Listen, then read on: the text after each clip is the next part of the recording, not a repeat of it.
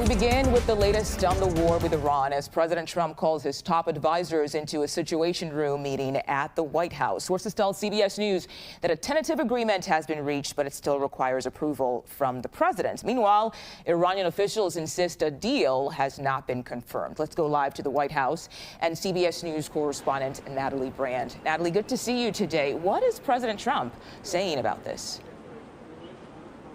Hi, Mugo. Good to be with you. Well, President Trump in this new social media post revealed that he is meeting right now in the Situation Room to make a final determination as these negotiations with Iran really reach a critical stage. And he once again laid out, reiterated his red lines. If we can take that social media post, he said Iran must agree that they will never have a nuclear weapon. The Strait of Hormuz must immediately be opened without restrictions, such as tolls. Water mines must be terminated or removed. And he says the enriched uranium in Iran, which the president calls nuclear dust, will be unearthed by the United States in coordination with Iran and the International Atomic Energy Agency and destroyed. He also notes that no money will be exchanged until further notice, potentially referencing Iran's desire for assets to be unfrozen or sanctions to be lifted. And he says in this post that other items of far less importance have been agreed to. Up until this point,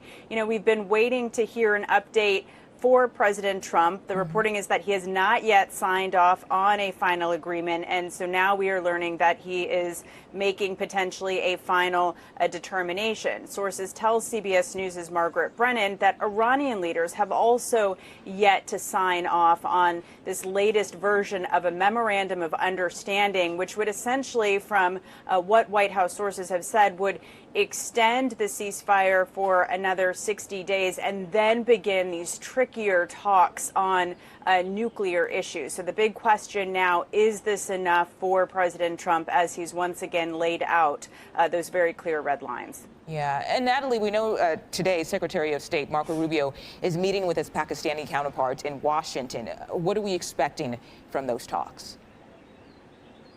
Well, this is also significant, Mugo, because as we know, Pakistan has taken the lead in these negotiations and mediating these talks between the U.S. and Iran. We've seen Pakistani officials travel to Tehran, and now the foreign minister coming here to Washington, to the State Department, to meet with the Secretary of State. And again, from what we understand, we're still waiting to hear from the Iranian side. On social media, one of the lead Iranian negotiators had kind of a threatening or tough talk post, so to speak. He said on social media that Iran has no trust in guarantees or words, only actions. He said the winner of any agreement is the one who is better prepared for war from the day after.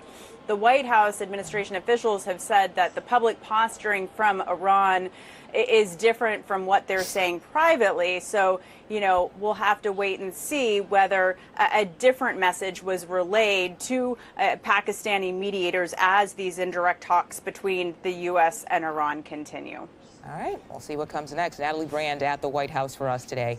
Thank you so much for your reporting.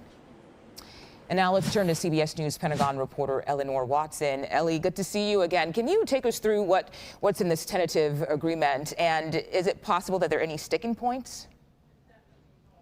Well, the biggest sticking point is kind of what Natalie laid out, that we still don't have signatures from either President Trump, who says he's making a final determination, or from the Iranians. President Trump in that Truth Social today laid out his key demands, which include Iran promising never to have a nuclear weapon. That's something Iran has been able to agree to before. Iran promising to reopen the Strait of Hormuz by demining whatever mines may be in there. We don't know how long that would take, even if agreed to. And then the promise that the enriched uranium, the highly enriched uranium, near bomb grade uranium, would be transferred out of Iran. Still unclear how that would be done, even if agreed to. Those are kind of the questions about this latest wish list from the president. But remember that this agreement is just an initial memorandum of understanding that would settle some points, but then push the harder discussions about the future of the nuclear program, which is what started the war in the first place, later down the line. So, Ellie, just to make sure I understand what you're saying, even if the president signs off on this and officials in Iran sign off on this, there's still other steps to take before we can say this war is done and over with. I would think so, and even if you declare the Strait of Hormuz is open, remember there are still 2,000 ships stuck in the Persian Gulf. It's not going to be on day one that they get out, and the economic pain that people are feeling here at home and really around the world is solved. And so we also understand that talks between Israeli and Lebanese military officials are happening today at the Pentagon.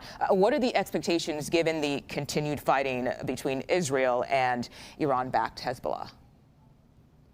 We've heard that those talks began this morning between Israel and Lebanon. This is the latest round of talks. There have been several hosted at the State Department, but this is the first one at the Pentagon between military officials. It comes after a few weeks of both Israel and Hezbollah violating the fragile ceasefire, and just a day after Israel announced it was expanding its campaign kind of farther into Lebanon with bombings of sites near the capital in Beirut. That's the first time that area near Beirut has been bombed in almost a month, and really just goes to highlight that while discussion is ongoing between Lebanon and Israel, the fighting between Israel and Hezbollah is still kind of in limited exchanges right now. Yeah. Okay. Ellie Watson in Washington for us today. Thank you for your time.